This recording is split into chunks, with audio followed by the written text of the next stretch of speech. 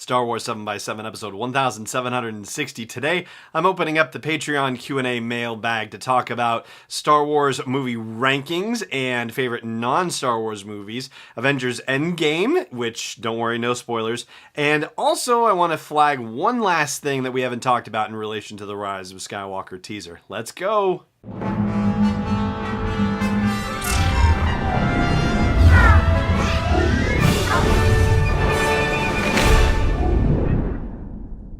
Hey Rebel Rouser, I'm Alan Voivod and this is Star Wars 7x7. Thank you so much for joining me for this episode where I'm going to be answering questions from patrons of the show. And I also want to say thank you so much to Mike Seals, who is a new patron of the show at the 501 level. And, you know, it's $5 a month and I still get emotional over it.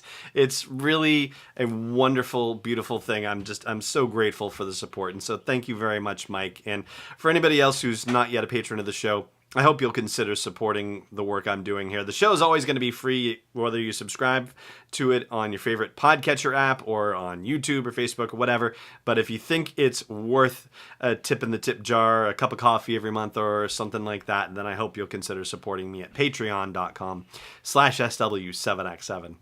So Bobby Gordon, who is a longtime patron of the show, asked me to rank my Star Wars movies, and I would love to hear your rankings as well. So wherever you happen to catch the show that has a comment section, by all means, please share your rankings with me. And if it's not there, if there's, if you're listening on audio, then just go to home base for the show at sw7x7.com and comment on the thread for this episode's blog post and let me know what your ranking is there. This fluctuates for me, I will say, and I think it's one of those situations where it's going to be in flux for a while because of how new the new movies are for me. I mean, before any of the new movies came out, it was a pretty solid Empire, Star Wars, Revenge of the Sith, Return of the Jedi, Attack of the Clones, The Phantom Menace. That was really straightforward and didn't fluctuate for quite a while.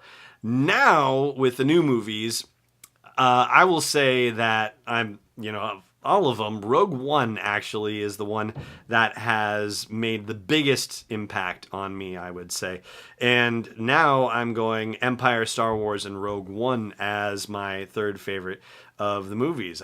I'm really amazed at how much that movie has grown on me. Not that, it doesn't deserve to grow on me or anything like that, but I thought that the saga movies were going to be the ones that affected me more, comparatively speaking. And no, Rogue One actually it's something that I think about a lot, that movie. And I find myself thinking about that movie more than I think think about the saga movies so far, at least the new saga one. So a little surprising.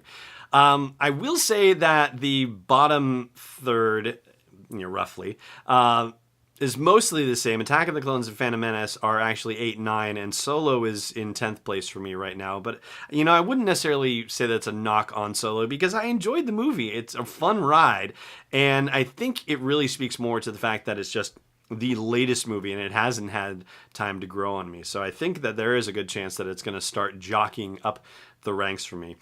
But the middle is where I think the biggest fluctuation is for me. And I know that I've answered this question from time to time in other places, and I know that this ordering is going to be different from the last time that I said it.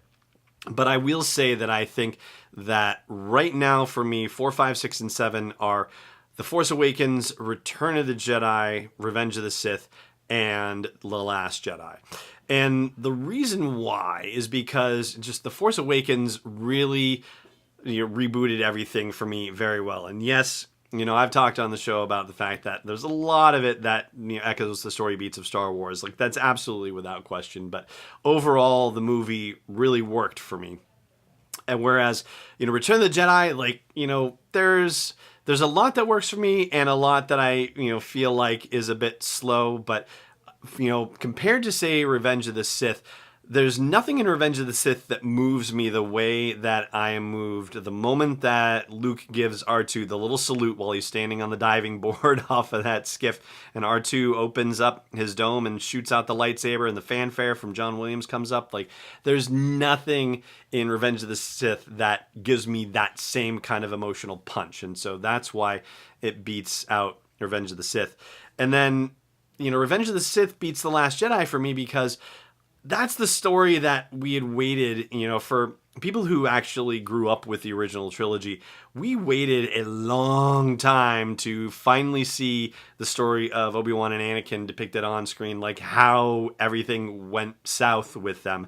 And so the anticipation of that kind of outweighs everything in The Last Jedi for me. I think also, The Last Jedi is comparatively new as well. And I will say, though, that from a visuals standpoint, the scene on Crate for me, like everything about that scene is so awesome and incredible, and it's right up there from a visual standpoint with the battle on Mustafar, and for me even the scenes on Hoth in The Empire Strikes Back. It's just beautifully shot.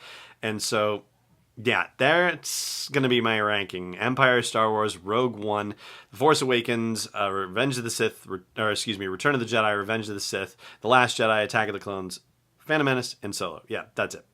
And also, I was asked what my favorite non-Star Wars movie is and where it would appear in the rankings.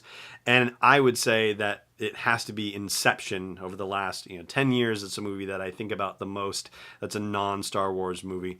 And I would say it's probably either right before or right after Rogue One. So either would be third or fourth in the list if it was actually a Star Wars movie. And Fred Butler also asked me about Avengers Endgame. And again, like I said at the top, no spoilers, don't worry. But I will say that walking out of Avengers Endgame, I just thought to myself, man, we should be so lucky if J.J. Abrams can stick the landing with The Rise of Skywalker the way that the directors and screenwriters for Avengers Endgame stuck the landing with that movie. I mean, 4 words that I, came up with, I was asked like what I thought of it. Surprising, funny, surprise, like funny, this is usually par for the course with them, but heartfelt and also patient, just incredibly patient. For a 3-hour movie, I mean, they need all 3 hours, and yet it was a very patiently done movie, and yet there was nothing about it that felt like, oh yeah, we could probably have done without that. And yeah, there are a couple of quibbles, a couple of things that I wished I had seen in there. But I mean, for everything that movie had to do and, could have done, they did excellent with it. And we should be so lucky to have The Rise of Skywalker close things off as well as Endgame did for them. So that's what I have to say about Avengers Endgame. And again, yeah, no spoilers. Hopefully even that isn't, spoilery for you. Hey there. If you're enjoying all the coverage that I'm bringing you from Star Wars Celebration and what I do every single day for you at Star Wars 7x7, I hope you'll consider putting something in the tip jar at patreon.com/SW7x7. $1, $3.27, $5.01 or more. Honestly, every little bit helps, and every little bit is just as exciting as every other little bit. Please consider supporting me in the work of delivering Star Wars stories and interviews to you on a daily basis at patreon.com/SW7x7. Welcome back. All right, so I'm looking at the time, and to be honest with you, I don't think we necessarily have time to really rip apart the scenes with Leia and Rey in the Rise of Skywalker teaser today.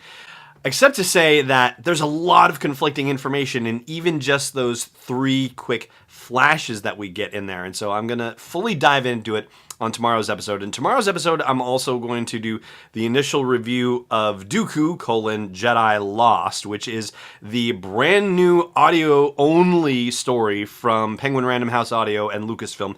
And thank you so much to the Penguin Random House Audio folks for sending me an advanced copy to check out. But for now, that is going to do it for today's episode of the show. Thank you again to the patrons who submitted questions, and I hope you will consider joining me and submitting questions next month as well. For now, though, it just remains for me to say thank you again for joining me, and may the Force be with you wherever in the world you may be. podcast is not endorsed or sponsored yet by Lucasfilm Limited, Disney, or 20th Century Fox. It is intended for entertainment and information purposes only. Star Wars, the Star Wars logo, all names and pictures of Star Wars characters, vehicles, and any other related Star Wars items are registered trademarks and/or copyrights of Lucasfilm Limited or their respective trademark and copyright holders. May the Force be with them. All original content is copyright 2019 by Star Wars 7x7. We hope you love it.